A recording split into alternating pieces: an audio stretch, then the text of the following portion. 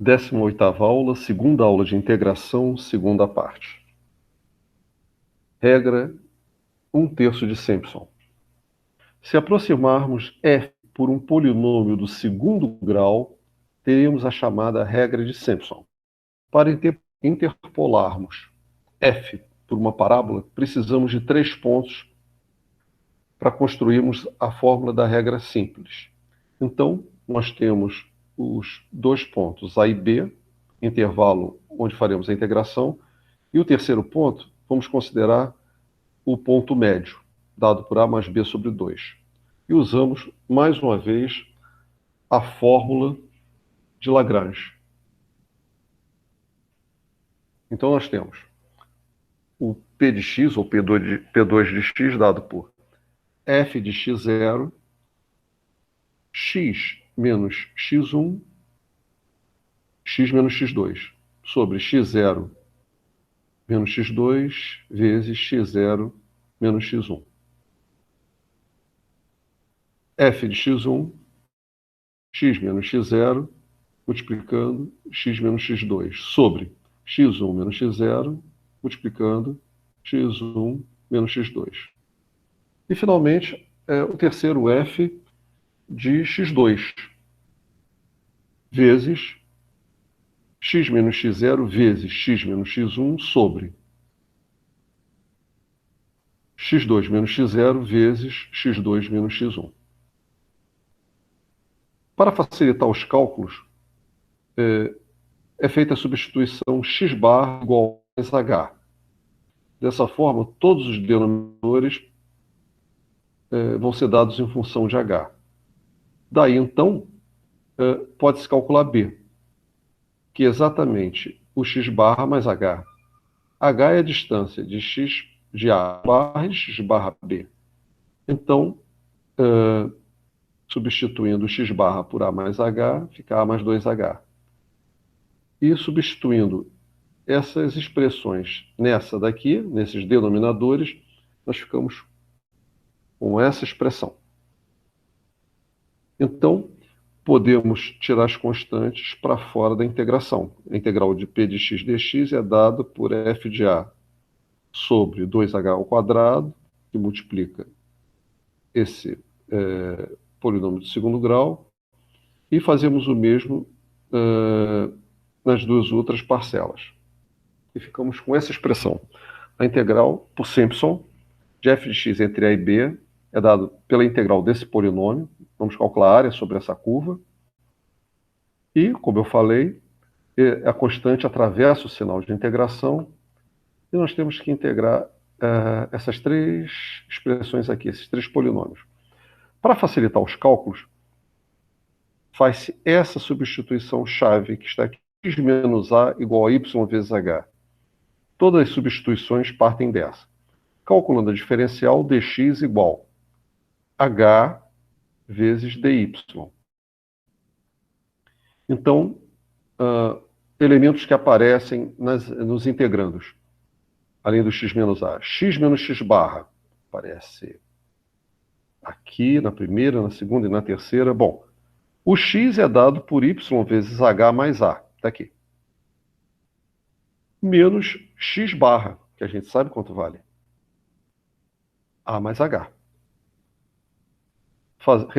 Fazendo os cálculos e colocando h em evidência, obtemos y menos 1 vezes h. X menos b, que aparece na primeira e na segunda integral, é igual a x, y vezes h mais a, menos b, que nós já calculamos, a mais 2h. E, bom, é igual a y menos 2 vezes h, o x menos b. E agora o que falta é determinar os limites de integração.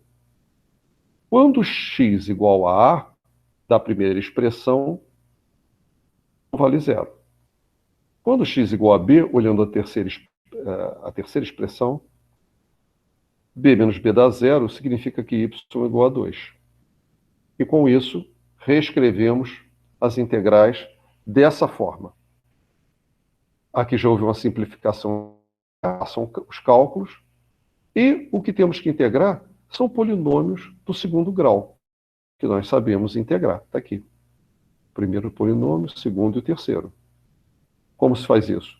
Calcula-se as primitivas, né? Respondemos aquelas perguntas: qual é a função cuja derivada aparece no integrando? Calculamos as três e vamos achar o valor dos limites, 2 e 0. Essa expressão em 2 menos, substituindo o zero na expressão. Para as três parcelas. E agora é só fazer cálculo. Esse aqui é a conta, refaçam, por favor. E nós obtemos a expressão. Colocando h sobre 3 em evidência, a integral de Simpson, 1/3, é dado por h sobre 3, isso justifica o nome, vezes f de A mais 4 vezes f do ponto médio mais f de B. Como nós fizemos no caso do retângulo dos trapézios, nós vamos fazer também, no caso de Simpson, a divisão em subintervalos. Aqui, nesse gráfico retirado do livro do Burden, que está na biografia de vocês, é um excelente livro, porém mais avançado, temos a função, que apresenta essa oscilação aqui, sendo aproximada por um polinômio P do segundo grau. Vamos então agora aplicar a regra, como eu falei, 1/3 de Simpson, repetidas vezes em AB, entre x0 e m. Vamos supor que x0, x1, etc., xm são pontos igualmente espaçados. Vocês devem estar lembrados que nós estamos vendo as formas de Newton-Cotes. No caso do retângulo, trapézios, de Simpson 1/3 e Simpson 3/8. O espaçamento é o mesmo. O tamanho dos subintervalos é igual. E m é par. Essa é uma exigência. Lembre-se que nós precisamos de 3 pontos em cada subintervalo. Ou seja, x0, x1 e x2, x2, x3, x4, x4, x5, x6, etc. Então, m, o número de subintervalos, tem que ser par. Ou o número de pontos tem que ser ímpar, que é m mais 1. Ok? Aqui, observação sobre o que eu acabei de falar. Em cada par de subintervalos, nós vamos ter x de 2k menos 2 até x subíndice 2k de f de x dx, que é dado por essa expressão. Em cada subintervalo, nós temos essa expressão. É só pensar em k partindo de 1 até, por exemplo, m. Ok? Então, aqui nós vamos fazer a integral de x0 até xm, a e b, de f de x dx. Isso é igual ao somatório de k igual a 1 a m sobre 2, m número de subintervalos, x 2k menos 2 até x2k. Ou seja, aqui eu falei m não, né? Valendo de k igual a 1 até k igual a m sobre 2. Ok? Então, como fica aplicando a regra de Simpson em cada subintervalo? H sobre 3, f de x0 mais 4, f de x1 mais f de x2. Então aqui a gente tem a primeira parábola, ligada ao primeiro subintervalo. Segundo, f de x2 mais 4, f de x3 mais f de x4. Mais, o próximo seria f de x4 mais 4f de x5 mais f de x6, até xm. Que nós podemos separar dessa maneira, colocando h sobre 3 em evidência, vezes f de x0 mais f de xm, só aparecem uma vez, só contados uma vez, mais 4 vezes a imagem, a soma das imagens dos pontos de subíndice ímpar, mais 2 vezes a soma das imagens dos pontos com subíndices par. Subíndices pares. São exatamente esses que se repetem. F de x2 mais f de x2. Aqui tem o f de x4. Em seguida, tem um outro f de x4 e vai por aí. é a forma de simples 1/3. Exemplo. Calcule a integral de 0 até 1 da função e elevado a x dx, considerando m subintervalos. Com isso, nós calculamos o tamanho de cada subintervalo e determinamos quem são os x0, x1, etc., até x10.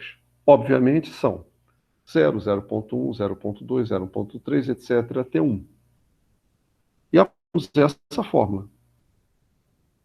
Aqui estão as imagens dos pontos extremos, x0, x10, A e B, ou seja, 0 e 1, mais 4 vezes as imagens, a soma das imagens dos pontos com subíndice ímpar, e aqui a relação das imagens dos pontos pares, como a gente já sabe. Determinamos quem são x0 até x10 e